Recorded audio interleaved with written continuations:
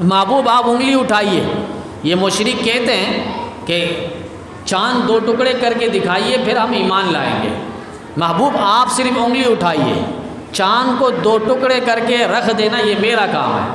وما کان لرسول ان یأتی بآیۃ الا باذن اللہ، اللہ قرآن میں کہتا ہے کسی نبی اور رسول میں اتنی طاقت نہیں وہ معجزہ لا سکے، الا باذن اللہ، اللہ کا حکم ہوگا تب معجزہ لا سکے گا۔ یہ ہمارے اہل سنت والجماعت کا عقیدہ اور نظریہ ہے، چاہے انبیاء ہو یا اولیاء ہو، ان کے ہاتھ میں اللہ نے نہ معجزہ رکھا ہے نہ کرامت رکھی ہے۔ وہ ان کا گزشتہ شب برات،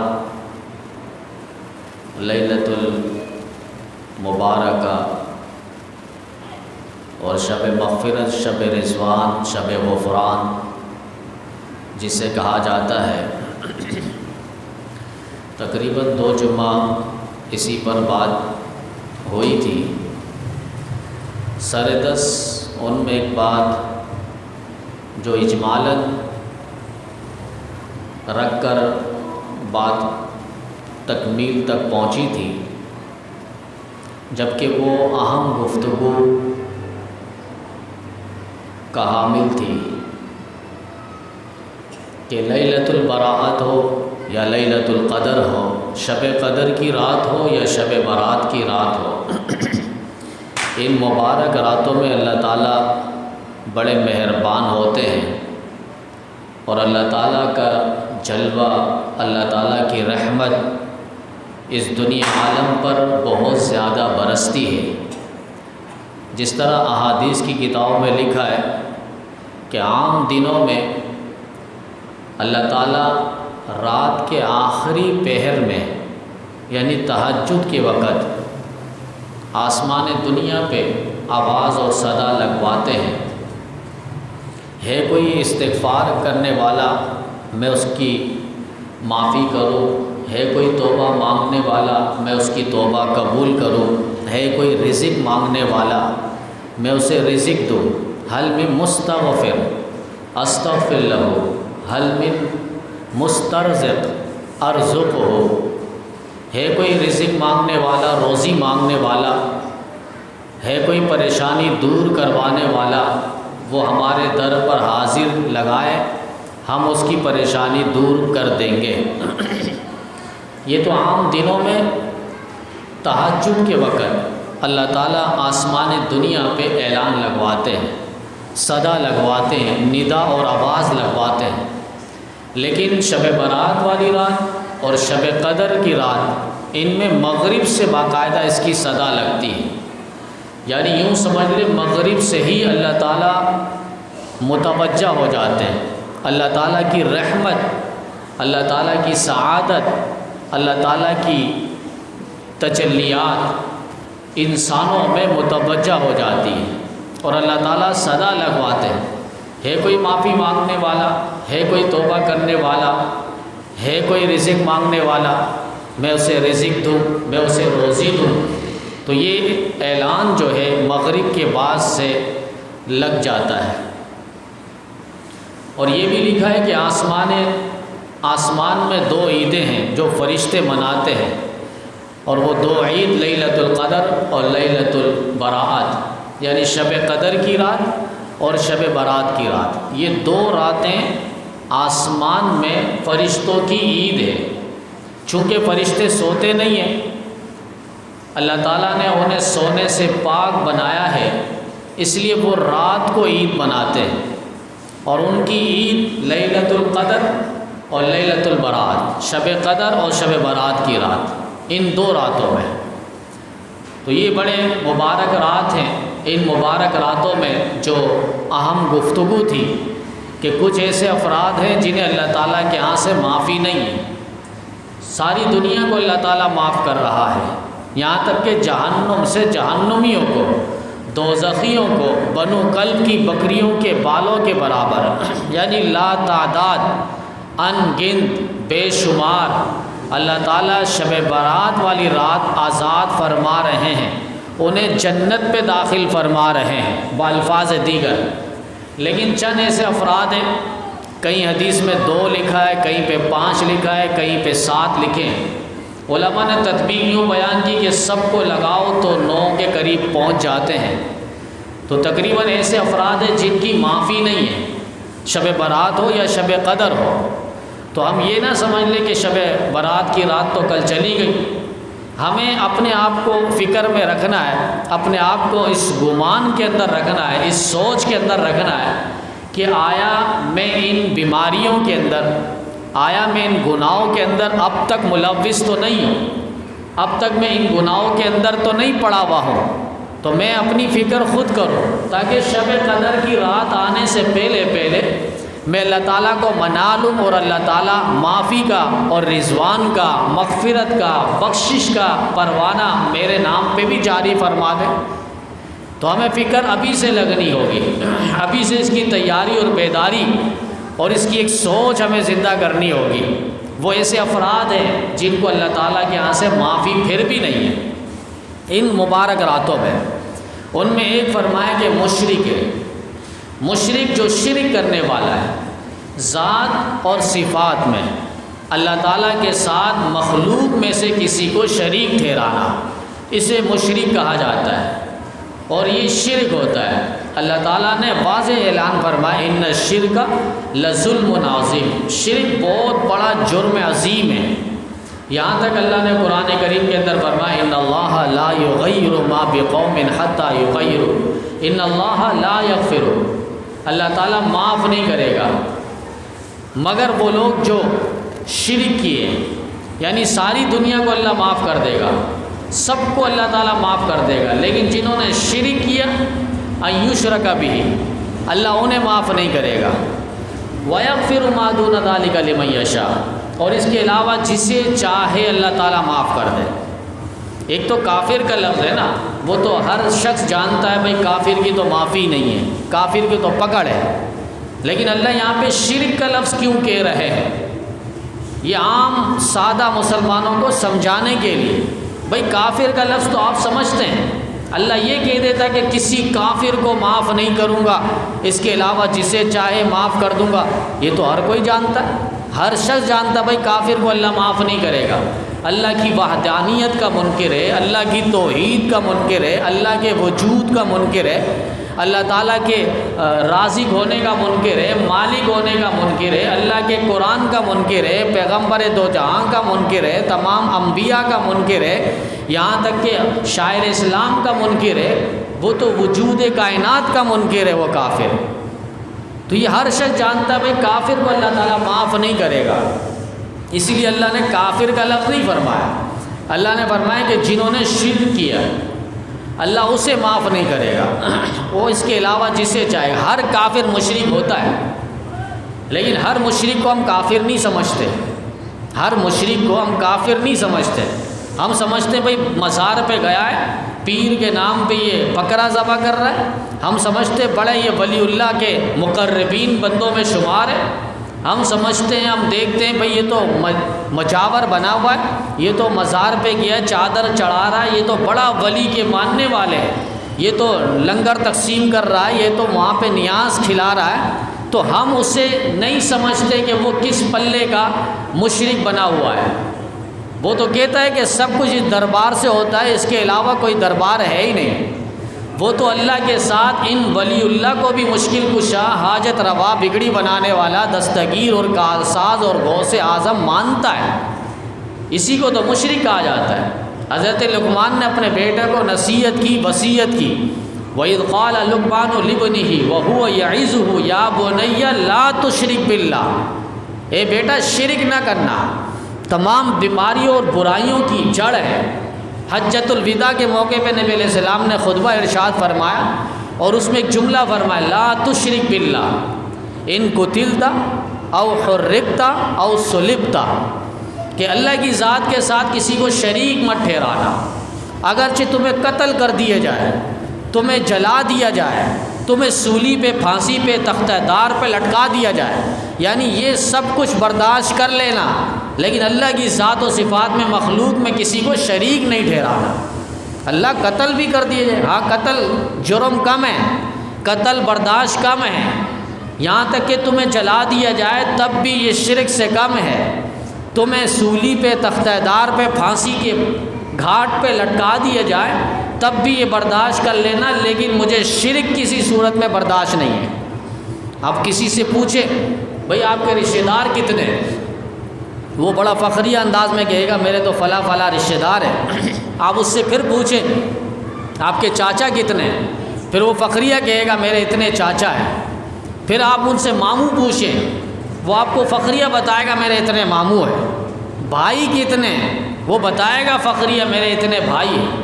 لیکن جب آپ اس سے پوچھیں گے آپ کے ابا کتنے ہیں، فوراً اس کو غصہ آئے گا، یہ کیسا سوال ہے؟ ہر انسان کا باپ ایک ہی ہوتا ہے، دو باپ نہیں ہوتا۔ تو اسی طرح ہر مخلوق کا، ہر انس و جن کا خالق و مالک اور رازق صرف ایک اللہ ہے۔ یہی اللہ فرما رہے قل هو اللہ احد۔ اللہ کو جس طرح اس بندے کو غصہ آتا ہے جس سے یہ سوال ہو کہ تمہارے ابا کتنے ہیں، تو اللہ کو بھی غصہ آتا ہے۔ اللہ نے بھی کہا ہے لو کان فیہما آلہۃ الا اللہ لفسدتا، اللہ کے علاوہ اس روئے زمین پر ایک اور معبود ہوتا، یعنی اللہ کے ساتھ کوئی اور بھی معبود ہوتا، کوئی اور بھی خالق ہوتا، لفسدتا، اللہ فرما رہے ہیں پھر زمین و آسمان میں فساد ہوتا۔ ایک چاہتا بارش برسائے، دوسرا چاہتا نہ برسائے، ایک چاہتا یہاں پر بارش ہو، دوسرا چاہتا یہاں پر بارش نہ ہو، ایک چاہتا اسے زندگی ملے، دوسرا چاہتا نہیں اس کو موت کے گھات اتارنا ہے۔ ایک کچھ چاہ رہا ہوتا، دوسرا کچھ چاہ رہا ہوتا۔ فرمائیں کہ یہ لفساد آتا، پھر روئے زمین کا یہ نظام، کائنات کا نظام چلتا نہیں، یہ دھرم برہم ہو جاتا۔ اللہ کہہ رہا ہے لو کان فیہما آلہۃ الا اللہ لفسدتا۔ تو یہ شرک کے بارے میں ہر کوئی سمجھتا نہیں ہے اور سمجھ سکتا نہیں ہے۔ وہ سمجھ رہا ہوتا ہے یہ بڑے ولی اللہ کے مقربین ہیں، یہ تو نیاز کرنے گئے ہیں، یہ تو مقربین ہیں، ولیوں کے مجاور ہیں، یہ تو مزار کے درگاہ کے یہ مجاور بنے ہوئے ہیں، یہاں وہاں جا کے یہ بکرا ذبح کر رہے ہیں، وہاں پر یہ چلہ لگا کر آ رہے ہیں، 40 دن کا چلہ کاٹ کے اس مزار سے آ رہے ہیں۔ تو وہ دوسرا دیکھنے والا شخص سمجھ رہا ہوتا ہے یہ تو بڑے مقربین ہیں، بڑے ولیوں کے یہ غمخوار ہیں، دلدار ہیں۔ تو اسی لیے اللہ نے فرمایا کہ نہیں، ایسے مشرک جو اللہ کے علاوہ کسی اور کو بھی داتا کہے، اللہ کے علاوہ کسی اور کو بھی مالک کہے، اللہ کے علاوہ کسی اور کو بھی مشکل کشا کہے، مالک الملک کہے، احکم الحاکمین کہے، پھر اللہ تعالیٰ کا دو ٹوک اعلان ہے وَيَغْفِرُ مَا دُونَ ذَلِكَ لِمَن يَشَاءُ۔ ان کی معافی نہیں ہے، ان کی بخشش نہیں ہے۔ کافر کو تو ہر شخص سمجھتا ہے کہ ان کی معافی ہے ہی نہیں، لیکن یہ بھی سمجھ لے اللہ فرما رہے ہیں کہ ان مشرکوں کا بھی کوئی اللہ تعالیٰ کے ہاں معافی کا پروانہ نہیں ہے۔ تو یہ شرک ہے، اور شرک بہت بڑا جرم عظیم ہے۔ اللہ تعالیٰ اس کائنات کے نظام کو تنہا چلا رہے ہیں۔ یدبر الامر من السماء الی الارض، ساری دنیا اللہ تعالیٰ کی محتاج ہے، اللہ کسی کا محتاج نہیں، سب کو اللہ کی ضرورت ہے، اللہ کو کسی کی ضرورت نہیں ہے۔ اللہ نے انسان کو ہر چیز جو جسم میں، اس کے جسم میں دیکھیں تو ہر چیز اس کی ضرورت ہے۔ اللہ نے ساری چیزیں بنائی انسان کی ضروریات کے لیے۔ اگر اس کی زبان نہ ہو تو پھر یہ گونگا ہے، اگر اس کے ہاتھ نہ ہو تو پھر یہ لولے ہیں، اگر اس کے پاؤں نہ ہو تو یہ لنگڑا ہے، اگر اس کا دل و دماغ نہ ہو تو لوگ اس کو پاگل کہیں گے۔ یعنی ساری چیزیں اللہ نے اسی لیے تو قرآن میں کہا وَفِي أَنفُسِكُمْ أَفَلَا تُبْصِرُونَ، تم اپنے آپ کو تو جھانک کر دیکھو نا، تمہیں عبرت حاصل ہوگی، تمہیں ایک سبق حاصل ہوگا، تمہیں خود پتہ چل جائے گا کہ کس نقشے کے ساتھ کاریگر نے اسے بنایا ہے، کہ اس میں پہاڑ بھی نظر آئیں گے، اس میں جنگلات بھی نظر آئیں گے، اس میں آپ کو ہر اعتبار سے سمندر کی لہریں بھی نظر آئے گی، اس میں ایک نقشہ کائنات کا آپ کو انسان کے وجود میں نظر آئے گا۔ قل هو اللہ احد، اللہ ایک ہے، اللہ یکتا ہے، بے مثل بے مثال، بے نظیر ہے اور لازوال ہے، لم یزل ہے، اس پر کبھی زوال نہیں آئے گا، وہ زوال سے، فنائیت سے پاک اور صاف ہے۔ اللہ الصمد، اللہ بے نیاز ہے، اسے کسی چیز کی ضرورت نہیں ہے۔ ساری دنیا منگتا ہے اور اللہ داتا ہے، ساری دنیا مملوک ہے، اللہ تعالیٰ مالک ہے، ساری دنیا مرزوق ہے، اللہ تعالیٰ رازق ہے۔ یہاں تک کہ امام الانبیاء صلی اللہ علیہ وسلم کو بھی آپ دیکھیں گے، وہ امام الانبیاء صلی اللہ علیہ وسلم بھی اللہ کے حضور ہاتھ اٹھا کر دعا مانگ رہے ہیں۔ اللہ فرما رہے محبوب آپ ہاتھ اٹھائیں، بارش کے لیے آپ دعا کریں، برسانا، بادل لانا اور بارش برسانا یہ میرا کام ہے، آپ ہاتھ اٹھائیے۔ ابو ہریرہ کی والدہ کے لیے دعا کیجئے، آپ ہاتھ اٹھائیں گے ہدایت کے لیے، ہدایت کا دروازہ کھولنا وہ میرے ذمے، میں انہیں ہدایت دوں گا۔ محبوب آپ انگلی اٹھائیے۔ یہ مشرک کہتے ہیں کہ چاند 2 ٹکڑے کر کے دکھائیے پھر ہم ایمان لائیں گے۔ محبوب آپ صرف انگلی اٹھائیے، چاند کو 2 ٹکڑے کر کے رکھ دینا یہ میرا کام ہے۔ وما کان لرسول ان یأتی بآیۃ الا باذن اللہ، اللہ قرآن میں کہتا ہے کسی نبی اور رسول میں اتنی طاقت نہیں وہ معجزہ لا سکے، الا باذن اللہ، اللہ کا حکم ہوگا تب معجزہ لا سکے گا۔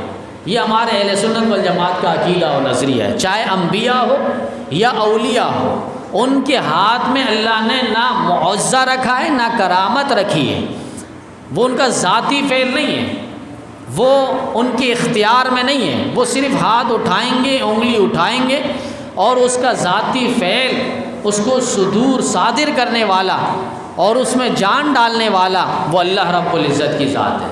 اللہ کا حکم ہوگا تب معجزہ آئے گا۔ پیغمبر آپ صرف انگلی اٹھائیے، چاند کے 2 ٹکڑے کر کے میں رکھ دوں گا۔ وہ چاند آج بھی 2 ٹکڑوں میں ہے۔ نبی علیہ السلام نے انگلی اٹھائی، اللہ نے چاند کے 2 ٹکڑے کیے اور ٹکڑا یوں گھومتا ہوا نبی علیہ السلام کے آستین مبارک سے ہوتا ہوا واپس جا کے اپنی جگہ ٹھہر گیا، اور اس میں دھرار کے نشان ہیں، پھٹنے کے نشان ہیں۔ محمد بن قاسم تاریخ فرشتہ اس کی کتاب ہے، اور اس کے اندر اس نے یہ واقعہ لکھا ہے کہ امریکی سائنسدان جو سب سے پہلے چاند پہ پہنچا تھا، اور پہنچنے کے بعد اس نے 3 چیزیں وہاں پر دریافت کی کہ میں چاند پہ تو پہنچا ہوں لیکن میں نے وہاں 3 چیزیں دیکھی ہیں۔ نمبر 1 چاند پہ پھٹنے کے نشان ہیں، دھڑار کے نشان ہیں۔ نمبر 2 چاند پہ جب میں پہنچا تو وہاں کسی کے قدم کے نشانات تھے۔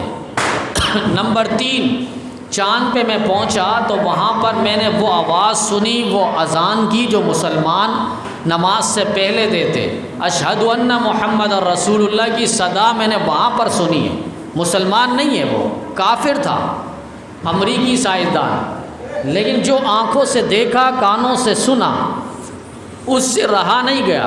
وہ اپنے ملک پہ آنے کے بعد ببانگ دوہل کہہ رہا تھا، انٹیلیجنس نے منع کیا کہ بھئی یہ باتیں نہیں کرو، مسلمانوں کے مذہب کی تائید ہوتی ہے، تقویت ملتی ہے، مضبوطی ہوتی ہے، لہٰذا ایسی بات نہیں کرو۔ اس نے کہا جو دیکھا ہے میرے سے ہوتا نہیں کہ میں اس کو روکوں، جو میں نے سنا ہے میری زبان رکتی نہیں ہے وہ کہنے سے، وہ حقائق وہ میں نے اپنی آنکھوں سے دیکھ کر آیا ہوں، کانوں سے سن کے آیا ہوں کہ وہ چاند پہ دھڑار کے نشان ہیں، پھٹنے کے نشان ہیں۔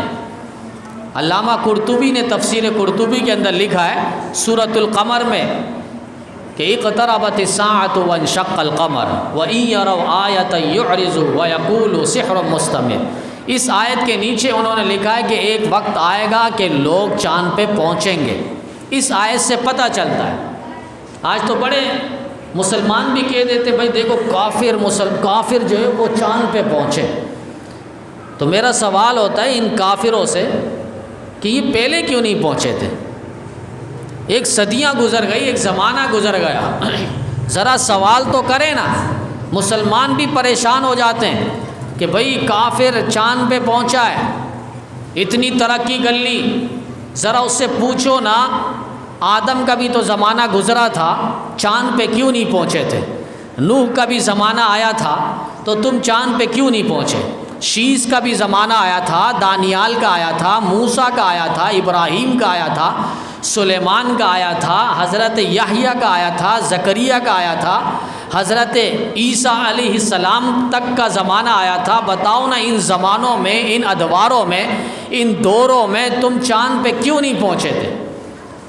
تو میں ضرور کہوں گا کہ یہ محمد عربی صلی اللہ علیہ وسلم کی آمد کا صدقہ اور برکت ہے، بدولت ہے، اور ان پر آنے والے اس قرآن پاک کی برکت ہے، صدقہ ہے کہ تم چاند پہ پہنچ رہے ہو، ورنہ تمہاری مجال ہی نہیں ہے۔ اقتربت الساعۃ وانشق القمر۔ کہ پیغمبر نے انگلی اٹھائی، چاند کے 2 ٹکڑے اللہ تعالیٰ نے کروا دیے۔ یہ واقعہ تھا، چاند 2 ٹکڑوں میں تقسیم ہے۔ اس کے بعد اس امریکی سائنسدان نے کہا کہ وہاں چاند پہ میں نے قدم کے نشانات دیکھے۔ ظاہر سی بات ہے نبی علیہ السلام سے پہلے بھی کوئی چاند پہ نہیں پہنچا تھا، نہ بعد میں کوئی پہنچے گا۔ وہ تو چاند پہ جو پہنچ رہا ہے اس نے دیکھا قدم کے نشانات ہیں، ابھی تک مٹے نہیں ہیں، کیونکہ مٹنے کا اس وقت ہوتا ہے جب وہاں آنا جانا ہو، آمد رفت ہو، لوگوں کا آنا جانا ہو۔ اور نبی علیہ السلام سے پہلے بھی نہیں کوئی گئے، اور نبی علیہ السلام کی آمد کے بعد بھی اس جگہ پر اس وقت تک کوئی نہیں پہنچا تھا، تو وہ قدم کے نشانات مٹے نہیں۔ یا قدم کے نشانات اس لیے مٹتے کہ وہاں ہوا چلے، مٹی اڑے، مٹی چاند پہ ہے نہیں، وہاں ہوا چلے تو ہوا تو یہ ہوا ہے، اس کے بعد فضا ہے، پھر خلا ہے، فضا سے اوپر تو ہوا ہے ہی نہیں، تو چاند پہ ہوا کہاں سے آئے گی؟ تو یہ دریافت انہوں نے کیے، اور اس کے بعد انہوں نے کہا کہ میں نے چاند پہ جب پہنچا تو اشہد ان محمد رسول اللہ کی آواز اور صدا اور ندا میں نے سنی ہے۔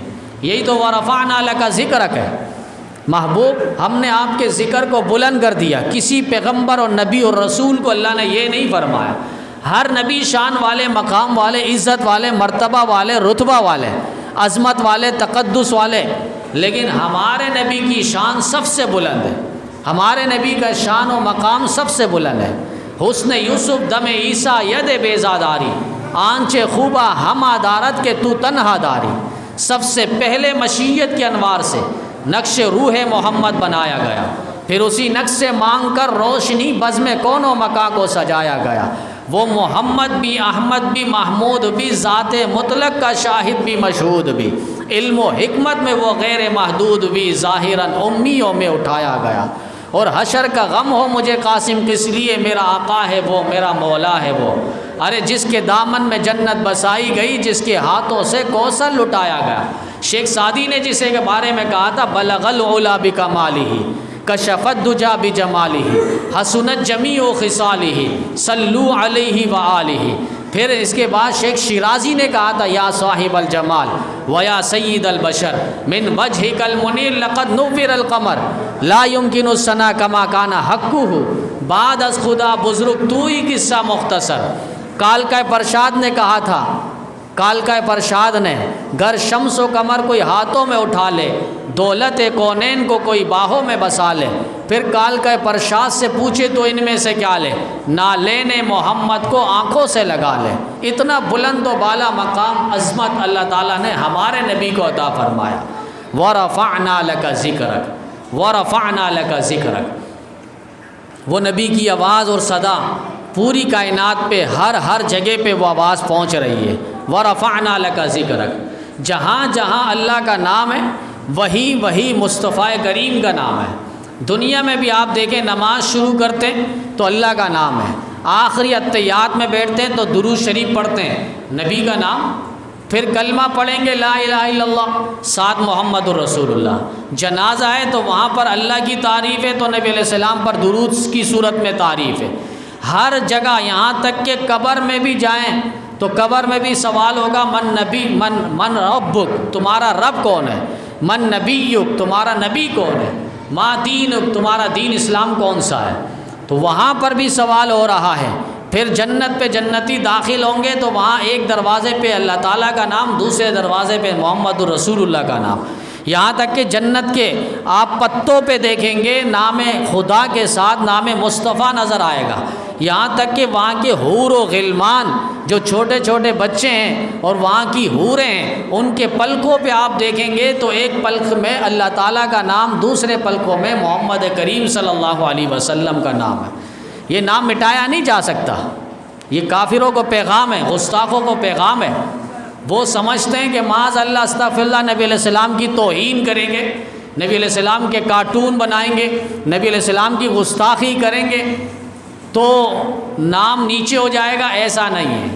اگر 2 دن پہلے اس ملک کے اندر کسی نے نبی کا نام لے کر باہر نہیں نکلا نا، لیکن معاذ اللہ استغفر اللہ گستاخی ہوگی تو اس کے بعد پھر پورا شہر امڑ آئے گا، پھر پورا شہر جو ہے ہر شخص کے ہاتھ پہ، یہاں تک کہ 10 سال 8 سال 4 سال کا بچہ بھی ہوگا، اس کے ہاتھ پہ کتبہ ہوگا، اور اس ہاتھ پہ کتبے پہ لکھا ہوگا کہ حرمت رسول پہ موت بھی قبول ہے، غلامی رسول میں موت بھی قبول ہے۔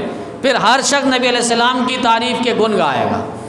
تو یہ نبی علیہ السلام کی تعریف، اور نبی علیہ السلام نے جو فرمایا کہ لا تشرک باللہ ان قتلتا او سلبتا او حرقتا، کہ اللہ کی ذات و صفات کے ساتھ کسی کو شریک مت ٹھہرا، یہاں تک کہ تمہیں قتل کر دیا جائے، تمہیں جلا دیا جائے، یا تمہیں سولی پہ اور پھانسی کے پھندے پہ لٹکا دیا جائے، تب بھی تم اللہ کی ذات و صفات کے ساتھ مخلوق میں سے کسی کو چسپاں نہیں کرنا، کسی کو شریک نہیں ٹھہرانا۔ ولی کا اپنا مقام ہے، نبی کا اپنا مقام ہے، علی کا اپنا مقام ہے، لیکن یہ مقام یہ نہیں کہ آپ اٹھا کر اس کو خداوند کریم کے درجات دے دیں۔ یہب لمن یشاء اناثا ویہب لمن یشاء الذکور او یزوجہم ذکرانا واناثا ویجعل من یشاء عقیما، اللہ دیتا ہے جسے چاہے اولاد دیتا ہے، جسے چاہتا ہے بیٹا دیتا ہے، بیٹی دیتا ہے، جسے دونوں چاہے دیتا ہے، کسی کو چاہے اللہ تعالیٰ بانجھ رکھتا ہے۔ اللہ سے کوئی پوچھنے والا نہیں ہے، فعال لما یرید، وہ جو چاہے وہ کرتا ہے، اس سے کوئی پوچھ نہیں سکتا، وہ ہر انسان سے پوچھے گا، وہ ہر شخص سے پوچھے گا۔ تو یہ پہلا شخص ہے مشرک، جس کے بارے میں فرمائیں کہ شب برات ہو یا شب قدر ہو، اللہ تعالیٰ اس کی معافی نہیں فرماتے جب تک وہ توبہ تائب نہ ہو جائے۔ اس کے ساتھ ساتھ فرمائیں کہ والدین کا نافرمان، والدین زندہ ہے تو ان کی قدر کر لیں، وہ عظیم سرمایہ اور دولت ہے، اس کائنات کے صفحہ اوپر اس سے بڑھ کے عظیم سرمایہ اور کسی کے پاس نہیں ہے۔ اگر ماں باپ ہیں تو ان کی قدر کر لیں اور ان سے خدمت کر کے جنت حاصل کر لیں۔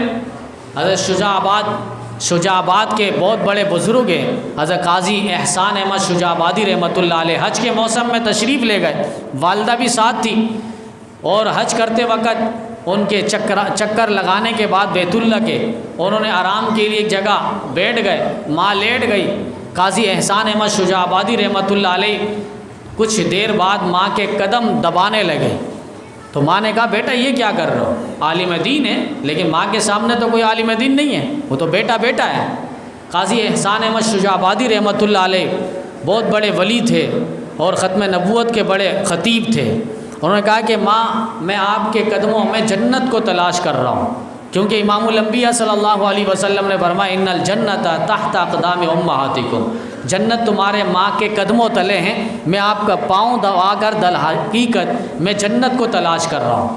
ماں نے دعا دی اس وقت اور کہا کہ بیٹا ایک وقت آئے گا تیری جوتیاں بڑے بڑے نواب اور گورنر اٹھانے پر فخر محسوس کریں گے۔ پھر وہ زمانہ آیا، حضرت ایک دفعہ باولپور میں جامع مسجد الصادق پہ جمعہ پڑھانے کے لیے گئے، اور وہاں پڑھا کر جب باہر نکل رہے تھے تو اس وقت کے نواب، جو اس دور میں نواب کہا جاتا ہے، اس دور میں یوں سمجھ لیں گورنر، صوبے کا گورنر، اور وہ حضرت کے آگے آگے چل کے حضرت کی چپل جوتیاں اٹھانے پر فخر محسوس کر رہا تھا۔ تو کسی نے ان کے ہاتھ سے جوتیاں لینے کی کوشش کی کہ آپ بھی تو نواب ہیں اور گورنر ہیں، لہٰذا آپ مجھے دے دیں۔ حضرت نے اس کو روک دی اور کہا کہ چھوڑ دو، جوتی یہ نہیں اٹھا رہا، یہ میری ماں کی دعا ہے جو اس کو اٹھانے پر مجبور کر رہا ہے۔ اسی لیے کسی نے کہا کہ ماں کی دعا جنت کی ہوا، واقعتاً ایسے ہی ہے۔ اور اللہ قرآن میں بھی کہتا ہے وَقَضَىٰ رَبُّكَ أَلَّا تَعْبُدُوا إِلَّا إِيَّاهُ وَبِالْوَالِدَيْنِ إِحْسَانًا، اللہ اپنی توحید کے بعد، توحید بہت اہم اور نازک مسئلہ ہے، اس مسئلے کے بعد اللہ تعالیٰ جس چیز کو ذکر فرما رہے ہیں وہ والدین کے ساتھ حسن سلوک کو ذکر فرما رہے ہیں۔ والدین جن کی ہے وہ قدر کر لیں، اگر ایک ہے ایک نہیں ہے تب بھی اس کی قدر کر لیں، اور اگر دونوں رخصت ہو گئے تو ان کی قبر میں جا کر ان کے لیے ایصال ثواب کرے، 3 جمعہ پابندی کے ساتھ جائیں، جتنا ہو سکے ان کی قبر میں کھڑے ہو کے ان کے لیے ایصال ثواب کریں۔ اور یہاں تک حدیث کتابوں میں لکھا ہے کہ آپ ان کے رشتہ داروں کے ساتھ بھی اس نے سلوک کرے، رشتہ داروں کے ساتھ۔ نبی علیہ السلام کے پاس ایک بوڑھی ماں آئی، حضرت بی بی سعدیہ رضی اللہ تعالیٰ عنہ، نبی علیہ السلام نے ان کے لیے اپنی چادر بچھا دی، جس چادر کا ذکر اللہ نے قرآن کریم کے اندر فرمایا، اور ان کے لیے شربت بنا کر خود نبی علیہ السلام لے کر آئے، ان کی اتنی خدمت کی۔ جب وہ چلے گئے صحابہ نے پوچھ لیا آقا اتنی خدمت اس بوڑھی ماں کے لیے، اس بوڑھی عورت کے لیے؟ کہا تمہیں معلوم نہیں ہے، یہ بوڑھی عورت بی بی سعدیہ یہ وہ میری ماں ہے جس نے مجھے بچپن پہ دودھ پلایا تھا، یعنی میری رضائی ماں ہے۔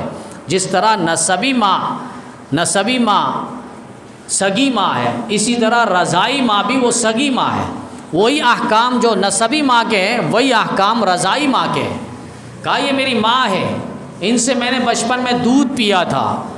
آپ خدمت دیکھیں تو نبی علیہ السلام نے احادیث کی کتابوں میں لکھا ہے کہ ان کے رشتہ داروں کے ساتھ، باپ کا کوئی دوست ہے ان کے ساتھ فرمایا اچھے انداز میں اخلاق کے ساتھ حسن سلوک کے ساتھ پیش آنا۔ ماں کی سہیلیاں ہیں، دوست ہے، فرمایا ان کے ساتھ حسن سلوک والا معاملہ فرمانا۔ بعض ایسے واقعات ذکر کرتے ہیں، علماء نے منع فرمایا۔ حضرت علقمہ ایک صحابی ہے اور ان کے بارے میں بڑے وثوق کے ساتھ، بڑے اعتماد کے ساتھ قصہ کہانیاں کرتے ہیں کہ ان کی دنیا سے جانے کا وقت آیا، جان کنی کا وقت آیا تو ان کی روح نہیں نکل رہی تھی، یعنی کلمہ نہیں پڑھا جا رہا تھا۔ یہ ہماری بات سمجھ میں نہیں آتی۔ امام احمد بن حنبل رحمۃ اللہ علیہ نے اپنی کتاب جس میں ساری موضوعات روایات ذکر کیے، ان جن احادیث کی کتابوں میں جو انہوں نے کتاب لکھی انہوں نے سرے سے اس واقعہ کو، اس حدیث کو ذکر ہی نہیں کیا۔ یعنی یہ ذکر کرنے کے بعد بھی کہتے ہیں کہ فلاں راوی جو ہے وہ صحیح نہیں ہے، بندہ جس نے یہ حدیث نقل کی ہے وہ بندہ صحیح نہیں۔ اتنا بھی حضرت نے گوارا نہیں کیا کہ میں اس حدیث کو اپنی کتاب میں جگہ دوں۔ یہ حدیث نہیں ہے، سند کے اعتبار سے، ہر اعتبار سے کمزور روایت ہے کہ ایک صحابی ہے اور وہ دنیا سے جا رہے ہیں، انہیں کلمہ نصیب نہیں ہو رہا، ان کی والدہ کے ساتھ کچھ معاملات تھے، ناراضگیاں، وہ ناراضگیاں دور ہوئی تو ان کو کلمہ نصیب ہوا۔ تو علماء نے بڑے وثوق کے ساتھ اس بات کو لکھا ہے کہ وہ حدیث جو ہے سند کے اعتبار سے کمزور ہے، ضعیف ہے، اور اس کو کسی بھی حدیث کے اندر اس کو جگہ نہیں دی گئی بڑی بڑی احادیث کی کتابوں میں۔ اور روایات آپ لے لیں، ماں کے نافرمان دنیا میں بھی عذاب میں ہوں گے، آخرت میں بھی عذاب میں ہوں گے۔ ماں کے نافرمان، باپ کے نافرمان نہ دنیا میں سکون میں رہتے ہیں نہ آخرت میں سکون میں رہیں گے۔ حدیث میں واضح الفاظ فرما دیے ہیں کہ جس نے اللہ کو راضی کرنا ہے وہ ماں باپ کو راضی کرے۔ جس کو اگر اللہ کو ناراض کیا، ماں باپ کو ناراض کیا، وہ ایسے ہیں جیسے اللہ کو ناراض کیا۔ حج عمرہ بہت مشکل ہے، کوئی 4 لاکھ 5 لاکھ لگائے، روزانہ ماں باپ کو دیکھ لیں، روزانہ ماں باپ کو دیکھ لیں خوشی کے ساتھ، خوش دلی کے ساتھ، فرمایا اس کو حج عمرے کے برابر ثواب ملے گا۔ تو نافرمان ماں باپ کے شب برات ہو یا شب قدر ہو ان کی معافی نہیں ہے۔ اسی طرح شراب پینے کا عادی ہو، فرمایا اس رات ان کی مغفرت نہیں ہے، شب برات ہو یا شب قدر آنے والی رمضانوں میں۔ فرمایا ہم اس کی ابھی سے تیاری کریں، ابھی سے اس کا مشق کریں۔ قاطع الرحم، صلہ رحمی توڑنے والا، رشتہ داروں سے کاٹ کر رکھنے والا، فرمایا اس کی بھی معافی نہیں ہے۔ عبداللہ بن سلام رضی اللہ تعالیٰ عنہ فرماتے ہیں کہ میں ابھی مسلمان نہیں ہوا تھا، مجھے پتہ چلا مدینے میں نبی آخر زماں آئے ہیں، میں کچھ سوالات لے کر گیا ہوں تاکہ وہ سوالات رکھوں تو مجھے دلی تسلی ہو۔ میں جیسی دربار میں حاضر ہوا، اذا رأیت وجہ رسول اللہ، میں نے جیسے نبی علیہ السلام کا چہرہ دیکھا تو میں بے ساختہ کہہ پڑا واللہ لیس بوجہ الکذاب، خدا کی قسم یہ جھوٹے کا چہرہ نہیں ہو سکتا۔ وضحا والے چہرے اور مکھڑے ہیں، جس چہرے کی قسم اور چمک اور دھمک کی قسم اللہ رب العزت قرآن کریم کے اندر کھا رہے ہیں، تو آپ سمجھ لیں وہ چہرہ کیسا ہوگا۔ وہ چہرہ دیکھتے ہی کہنے پڑے کہ وہ چہرہ جھوٹا نہیں ہو سکتا۔ اس کے بعد نبی علیہ السلام نے ایک تعلیم دی تھی، افشوا السلام، سلام کو پھیلاؤ، وصلوا الارحام، اور صلہ رحمی کرو، رشتہ داروں سے جوڑ کے رکھو۔ اور اس کے بعد فرمایا وَأَطْعِمُوا الطَّعَامَ، بھوکوں کو کھانا کھلاؤ، وَصَلُّوا بِاللَّيْلِ وَالنَّاسُ نِيَامٌ، اور نماز اس وقت پڑھو رات میں جب لوگ بستر کے آغوش میں ہو، لوگ سو رہے ہو، اس وقت فرمایا اٹھ کے نماز پڑھو۔ یہ کلام اس طرح تھا جامع معنی کلمات کہ عبداللہ بن سلام سنتے ہی وہ فوراً گرویدہ ہو گئے اور فوراً نبی علیہ السلام پر ہاتھ بڑھا کر انہیں کلمہ اسلام پڑھ کر مشرف با اسلام ہو گئے۔ کیسے جامع کلمات، عربی دان تھے وہ لوگ۔ تو یہاں پر وصل الارحام، رشتہ داروں کے ساتھ صلح رحمی کرنا، اللہ رزق میں بھی برکت دیتا ہے، عمر میں بھی، زندگی میں بھی، گھر بار میں بھی، ہر اعتبار سے اللہ تعالیٰ برکتوں کا نزول فرماتا ہے۔ تو یہ محبتیں ہو، آپس میں ہو، گھر میں ہو، ماں باپ کے ساتھ ہو، بہن بھائی کے ساتھ ہو، چاچاؤں ماماؤں کے ساتھ محبتیں ہو۔ آج جو 14 فروری ہے اور 14 فروری کے دنوں میں ہم ویلنٹائن ڈے مناتے ہیں، یہ انگریزوں کی پیداوار ہے، کافروں کی ایجاد ہے، پیداوار ہے، مسلمانوں کی نہیں ہے۔ مسلمانوں کا مذہب، کلچر ہر اعتبار سے صاف ستھرا ہے، اور ان کے رنگ میں جو رنگ جائے گا تو حدیث کے الفاظ ہیں من تشبہ بقوم فہو منہم، جو جس قوم سے مشابہت رکھے گا، تعلق رکھے گا، فرمایا وہ اسی قوم سے ہوگا۔ اور یہاں تک اللہ نے قرآن میں فرمایا ان الذین یحبون ان تشیع الفاحشۃ فی الذین آمنوا لہم عذاب علیم فی الدنیا والآخرہ، جو لوگ فحاشی اور یعنی پھیلانے میں پسند کرتے ہیں، وہ یاد رکھیں اللہ دنیا میں بھی انہیں پکڑے گا، آخرت میں بھی ان کے لیے عذاب علیم ہے۔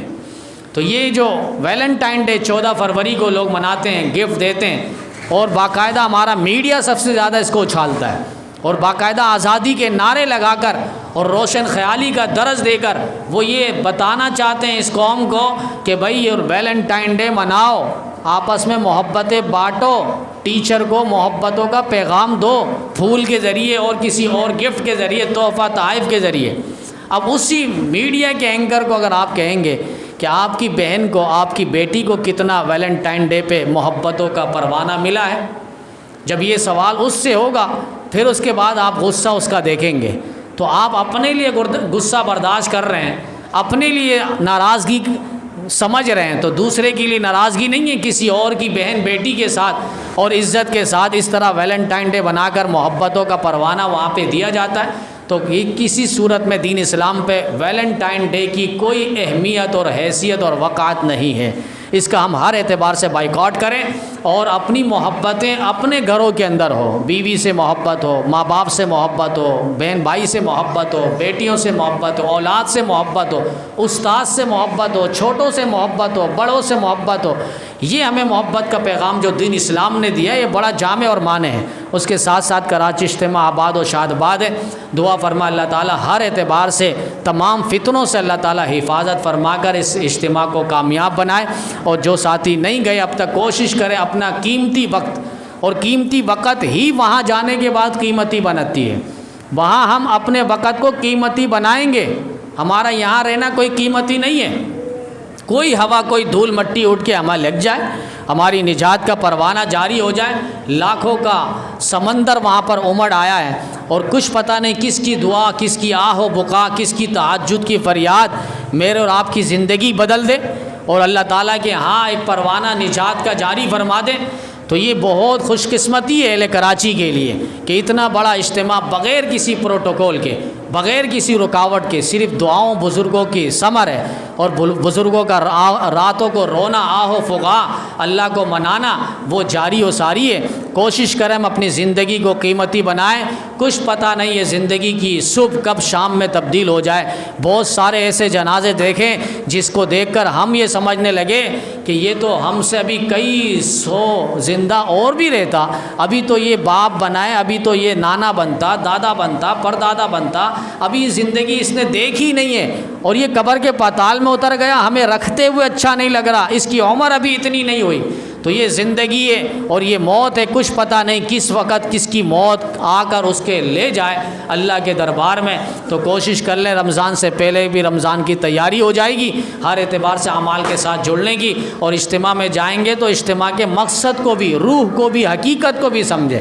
صرف اجتماع کی تعداد ہم بڑھائیں نا، کوشش کریں ہم اپنے اندر کے جو جذبات ہیں، محنت ہے، رزلٹ ہے، اخلاص ہے کہ اللہ کے ساتھ لگے رہنا ہے، 24 گھنٹے والی زندگی میرا اللہ کے ساتھ تعلق بن جائے، میرا علماء کے ساتھ، دینداروں کے ساتھ، جماعتوں کے ساتھ میرا تعلق بن جائے، تب یہ زندگی پھر سہانی زندگی ہوگی، اور اس کی قدر اللہ تعالیٰ پھر کل قیامت کے دن انعامات کی صورت میں، اپنی رحمت کی صورت میں، اپنی رضا کی صورت میں، اور جنت کے انعامات کی صورت میں اللہ تعالیٰ فرمائیں گے۔ چند دن کی زندگی ہے، ہم اس کو غنیمت جانیں، اللہ تعالیٰ ہم سب کو اجتماع میں جانے کی ہر اعتبار سے کامیاب بنائے، ان کو توفیق عطا فرمائے۔